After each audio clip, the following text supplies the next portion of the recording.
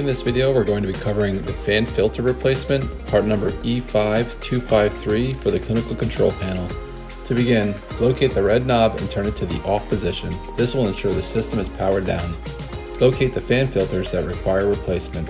They are located on the outer right side and also located on top of the control panel. To open, lift the blue latch on the fan filter housing. Remove the old fan filter on the outer right side of the control panel. Remove the old filter on top of the control panel.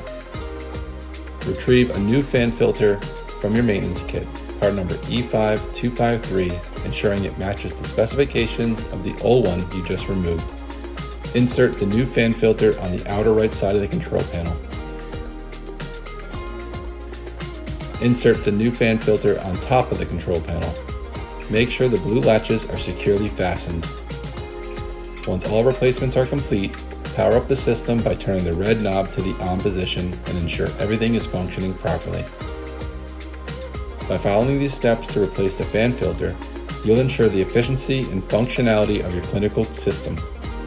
Thank you for watching.